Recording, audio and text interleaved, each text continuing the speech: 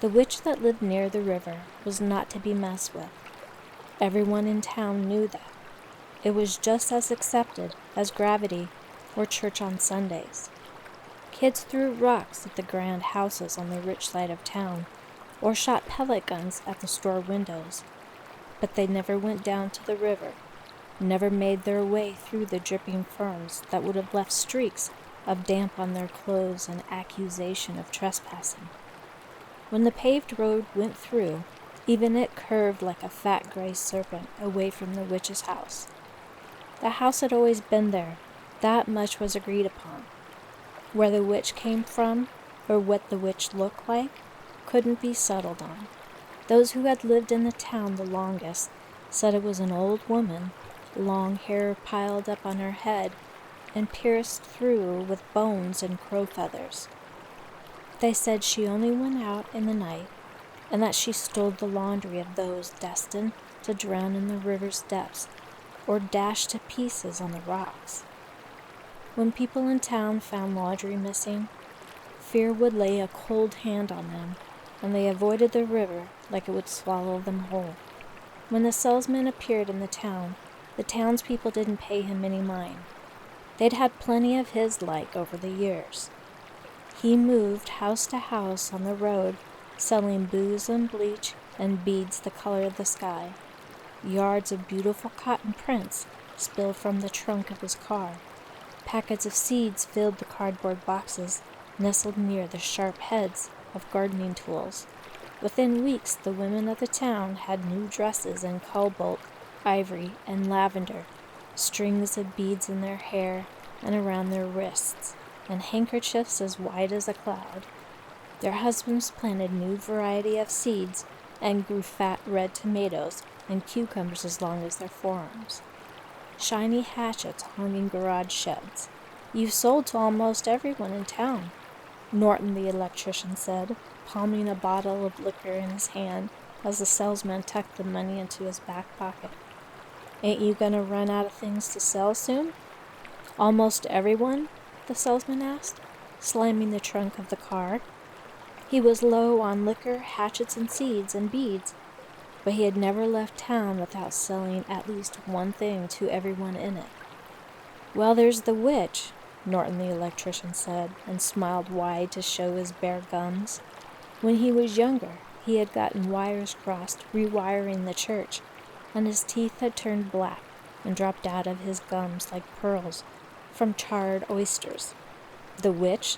the salesman asked, and pushed his hat further back on his brow. "What witch?" "The town witch," Norton the electrician said. "Every town has a witch." The salesman, of course, had sold to a great number of town witches. Usually they were just old women who chased children out of their yards with threats to rip their eyes out in their sleep, promised curses on grocery clerks when they packed the cold items right in with the dry ones, or they were just lonely. He could handle town witches. Norton the electrician had given him some directions, but had warned him of the muddy tracks, low branches, and thick brambles. He told him the witch had been prying up the road with crowbars that she stole from the mechanics just up the road from the turnoff. But the salesman expected the boggy terrain itself was harder on the roads than whatever an old woman living out by the river could do. When the salesman's car got stuck in the mud, he got out, pushed his hat back, and packed ferns and twigs underneath the tires so they had something solid to back up on. When the low branches scratched the top of his car, he stretched the last of his white muslin over the top and secured it with twine to protect the paint. Where the brambles overgrown the track and caught on his tires, he cut them back with the last of the hatchets until the blades were dull and all the brambles laid aside. Set behind dripping birches, the house's sagging front porch was supported by ropes tied to trees. Burned-out Christmas lights snaked around the tree trunks. Bird bones wrapped in fishing line dangled from the gutters like wind chimes. A dog sat on the porch, snoozing in the summer heat. When the salesman slammed his car door shut, the dog opened one lazy eye and took a long look and dropped back to sleep. The salesman straightened his shirt, took off his hat to smooth back his hair, and approached the house. The front steps were decorated with curious symbols and faded blue paint, the same paint that was used to cover the peeling porch ceiling. From the open window, he could hear music playing on the record player. It was the blues. The door opened, and a child stared at the salesman just behind the doorframe. The salesman's brows rose in surprise. The child's eyes were clouded over, set deep above shallow cheeks, one hand wrapped around the doorframe, nails long and black. A threadbare silk robe was tied around its waist, tattered lace decorating the sleeves. "Hello," said the salesman, forcing a grin over his teeth. "I just finished my rounds in town, and someone mentioned you lived out here, and I was wondering if I could interest you in some new wares. Do you mind getting your mother for me?" "I am the mother," the child said, its voice like water pouring over rocks, low in its throat, betraying its age. The salesman cleared his throat. "I see. The townspeople just said that you might be interested in some—" "The townspeople are fools," the witch said. It left the door open behind it, and it moved to stand on the porch. A dirty mirror on the far wall, seen through the doorway, revealed a sagging couch and a sewing machine. The machine was threaded with something black, thick thread or human hair. The salesman shivered. "I see you sew," the salesman said and gestured at the reflection. The witch blinked. "I have beautiful fabric. I'm out of muslin, but you could still make a dress, or maybe a tablecloth," he said, moving his head to see more of the room beyond, able to just make out a dark wood table that stood on 4 different legs. Its surface was slick with dark liquid, which dripped onto the floor below. "All the women in town have new dresses now. Wouldn't be fair if you didn't get one too." The witch pulled its robe tighter around itself. "I am not a woman, and I have no need for new clothing," it said. "Did the townspeople not warn you about me?" The salesman dropped a smile. "They did. They said you were a witch. But I'm not interested in what you are. I just know I have some fine things to sell, and anyone can use fine things. I've sold to other town witches before." The witch stepped closer and narrowed its murky eyes. The salesman backed up, almost falling down the porch stairs. "I am not a witch," it said. The salesman cleared his throat. The witch spat on the porch. It spit dark. "They call me that in the town. I have been here since before anyone was called a witch, and I will remain long after. I give those in the town something to fear in the dark, keep them away from my river. But let me see what fine things you have." The salesman unrolled bolts of beautiful fabric, and the witch rubbed them all between its fingers. He showed the witch the blunt hatchet and promised to sharpen it. The witch pointed to its own hatchet, the blade edge shining in the afternoon sun. The salesman showed the witch the bleach, the sky blue beads, the liqueur. To each it stayed impassive, while its milky eyes followed his every move. "Nothing catches your eyes?" the salesman asked after the last of his wares had been brought out. The witch picked up a bead and held it up to the now fading sunlight. "Glass breaks," it said. "Fabric tears. Hatchets dull. Bleach dilutes. Liquor sours. You are a seller of illusions." The salesman looked around at the witch's decaying house, at the bones and the lights, and at the broken lawn chairs, and the rusted pump dripping river water, like an hourglass marking the minutes. "You need nothing?" he said.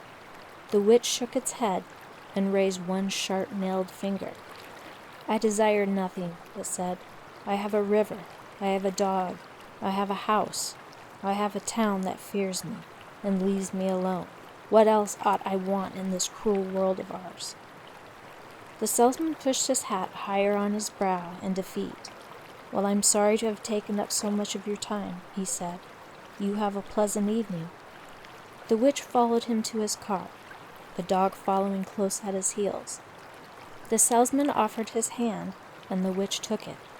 Its palms were surprisingly cool. "I'll come back with something you want," the salesman said. "I've never not sold to someone before, and I'm not about to lose my streak." The witch took a step back, watched as he drove away. The salesman came back every year and bore magazine subscriptions, stained glass, necklaces, rings, kites, scarves of every color. The people in the town grew used to him, and he learned all of their names. "Here goes the witch's salesman," the old folks would say. They sat out on their porches and watched their grandchildren chase each other down the hot asphalt streets, and the river glimmering in the distance. "He'll never learn that one." Each year the witch would wait in its yard while its dog ran towards the car. The salesman stayed a little longer each time, and the witch showed him how to spot fish in the current and what mosses he could eat. It taught him how to clean a fish, and they squatted together over the carcass, their hands and wrists slick with blood. He learned that the symbols on the steps were runes, and he understood their meaning. In turn, the salesman told the witch about the wars, about his children, the way the sun caught skyscrapers tall as giants. He showed the witch books about atoms and cells, and the witch spat and told him it'd like to keep the mysteries it had left. "You're a real witch, aren't you?" "I mean, really?" the salesman said many years into their friendship. The witch eyed him and turned to tending the fire. A chicken twisted on a spit, and its skin crackled and oozed clear juices. "I am not a witch, child. You should know that by now," it said. "I come from the river, and the river comes from me. We are one and the same. They've called me all manner of names, but I am me, and it is me, and we are one, and you'll keep a civil tongue in your mouth if you expect me to buy anything." But the witch never bought anything from him. No beads or buttons, strings or skillets, liquor or lotion. The salesman grew old but never stopped coming, and the witch still waited for him. It made him a chair out of bow branches so that he had something comfortable to sit on, and it brewed him tea out of roots and leaves that tasted bitter but helped his memory. The witch grew older too. Its skin turned to delicate crepe. Its graceful fingers curled like fiddleheads. While the rest of it aged, its eyes brightened until irises of startling green like moss-covered rocks emerged.